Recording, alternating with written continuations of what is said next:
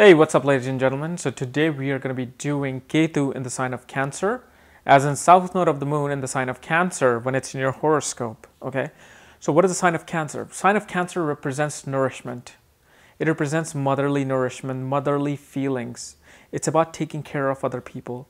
It is the sign that represents privacy, private world, your inner child, your emotion, your emotional self is represented by Cancer.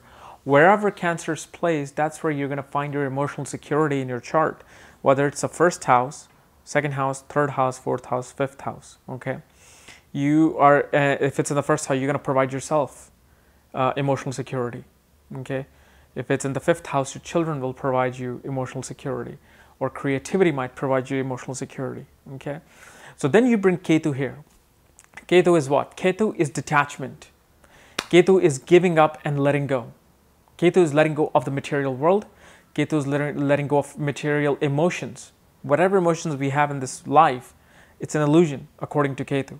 They do not exist. So wherever Ketu comes in, he wants you to, he teaches you a lesson of detachment. This is why Ketu is the most malefic, even more malefic than Saturn and Rahu. Because what Ketu does, he shows you the way of the yogi. He shows you the way of your true self. He says your soul doesn't have wealth, clothes, sneakers, shoes, food, nothing. Your soul exists without all these things. And this is why most people suffer financially in Ketu Mahadasha, because of the fact they refuse to surrender to the will of Ketu. So one thing I would say is that in the Mahadasha of Ketu, meditate. Ketu loves people who meditate. Just meditate 1 hour a day. If you've never done meditation, forget 5 minutes, you have to do 1 hour a day, and then Ketu will start rewarding you. You say, okay, you know the way of the yogi. So that's what Ketu is. He's like always trying to teach you detachment. He's trying to tell you that, look, wherever I am placed, you have mastered the situations of those houses in the past life. So I suggest you look to Rahu and fulfill that mission from there. Okay. So when Ketu comes into the sign of this emotional Cancer, what happens is these people feel they have the mastery over nourishment, nourishing other people, emotional settlement, and emotional well-being, or emotional balance of oneself. They're like, no, I know exactly how to act in this situation. Just because this person passed away, I don't need to start crying, because you know what? This is life. So Ketu becomes spiritual in terms of nourishment. You know, wherever Ketu is placed, even as a parent, you'll be like, I know exactly how I need to nourish my fifth house children. Okay. But what happens is, because Ketu is about detachment, it just teaches you, you know what, it tells you like, you know, I don't really need to concentrate on this part of attachment and show any kind of emotional nourishment towards this house, because you know what, it'll take care of it by itself. So although people in the Ketu, in the sign of Ketu will provide security, will provide emotional security, yet they won't be so enthusiastic about it. Like, especially if Ketu is in the sign of Cancer in the fourth house, your mother will show tremendous lack of nourishment towards you. Well, why is it that most people do get nourishment? Is because most people have some sort of an aspect on the fourth house of Jupiter or of Venus or of even Sun, providing some sort of a positive light onto the fourth house. But mainly it shows detachment from the mother or detachment from home. Wherever Ketu is placed in the sign of Cancer, you'll be emotionally detached from that house.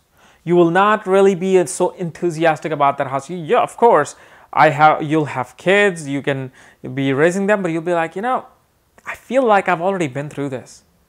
I'm going to let my wife or my husband take care of this part. You know, even mothers, there are mothers, I've seen them, who are not able to nourish their children well.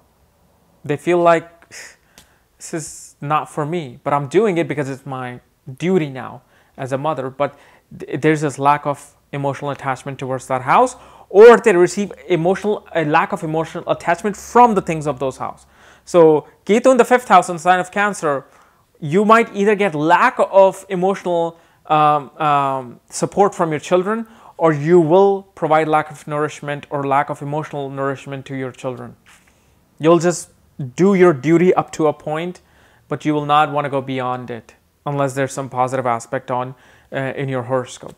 So you know, it's kind of, in a good way, it's a good thing, because you know how if you go through a breakup, if you go through any kind of emotional setbacks or somebody passes away and you just don't know what's going on, people with Ketu in the Cancer kind of just know.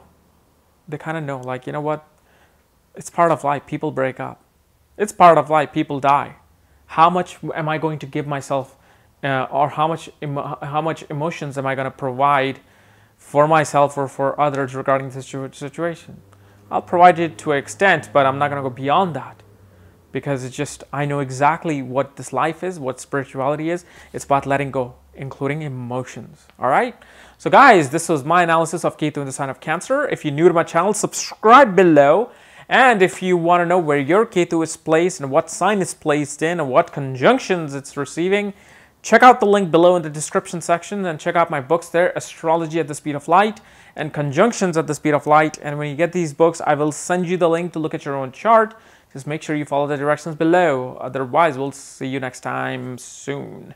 Bye-bye.